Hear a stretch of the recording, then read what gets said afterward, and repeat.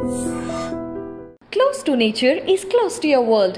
Myron Homes, Cherubic Farms at Chevilla, 7799949104. నమస్తే, welcome to I dream. భర్త 15 ఏళ్ల క్రితం తిరిగి రాని లోకాలకు వెళ్లిపోయాడు. చేతికి అంది వచ్చిన కొడుకు కూడా హత్యకు గురయ్యాడు. దీంతో ఆమెలో ప్రతీకార జ్వాల రేగింది. కుమారుణ్ణి కిరాతకంగా చంపిన వారిని మట్టు పెడతానంటూ ప్రతిజ్ఞ చేసింది. నిందితులను వరుసగా అంతమొందించేందుకు పక్కా ప్లాన్ వేసింది. ఒకరిని కొద్ది నెలల్లోనే హతమార్చగా తాజాగా మంగళవారం రాత్రి మరో నిందితుడిని కడతీర్చింది.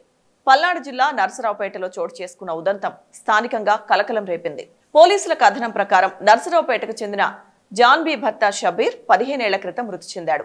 2 కుమారుల సాయంతో కూలి పనులతో బతుకుతున్న ఆమెకు స్థానికుడైన కాసిం, రౌడీ షీటర్ షేక్ బాజీలతో సాన్నిహిత్యం ఏర్పడింది. వారు తల్లితో చనువుగా వ్యవహరించడం జాన్బీ పెద్ద కుమారుడికి నచ్చలేదు. తమ ఇంటికి రావద్దని హెచ్చరించాడు.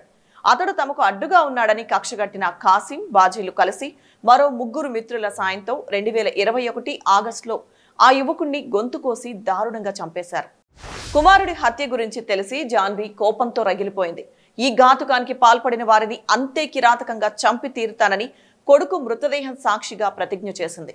ముందు ప్రధాన నిందితుడైన కాసింను అతడు మద్యం మత్తులో ఉండగా నర్సరావుపేటలోని సినిమా హాల్ కూడలిలోని తన తమ్ముడు హుస్సేన్ చిన్న కుమారుడితో కలిసి 2021 డిసెంబర్లో హతమార్చింది. అనంతరం పోలీసులకు లొంగిపోయింది.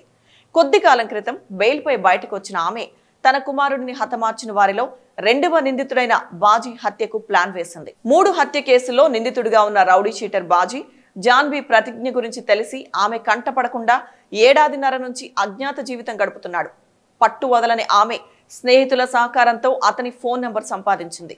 4 రోజులుగా అతనికి ఫోన్ చేస్తూ వల విసిరింది.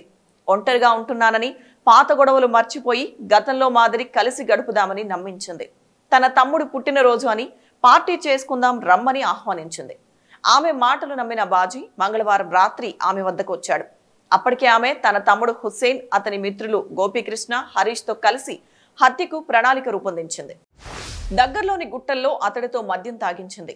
మత్తులో ఉన్న అతనిపై 4 కత్తులతో దాడి చేసి చంపారు. అనంతరం శవంపై పెట్రోల్ పోసి దహనం చేసే ప్రయత్నం చేసినా అది ఫలించలేదు. పాక్షికంగా కాలిన మృతదేహాన్ని అక్కడే గొంతు తీసి పూడ్చి చేశారు. బుధవారం ఉదయం పోలీస్ స్టేషన్కు వెళ్లి హత్య గురించి చెప్పి లొంగిపోయారు. పోలీసులు వారిని అదుపులోకి తీసుకున్నారు.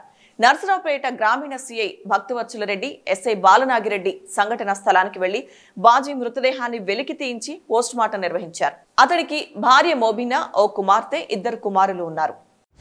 పగా ప్రతీకారాలు ఎంతటి దారుణానికి దారి తీస్తాయి అనే దానికి ఈ సంఘటనే ఓ ఎగ్జాంపుల్. క్షణికావేశంలో తీసుకున్న నిర్ణయాలు ఇలా పలు కుటుంబాల్లో విషాదాన్ని నింపాయి. వారికి తీరని బాధని మిగిల్చాయి.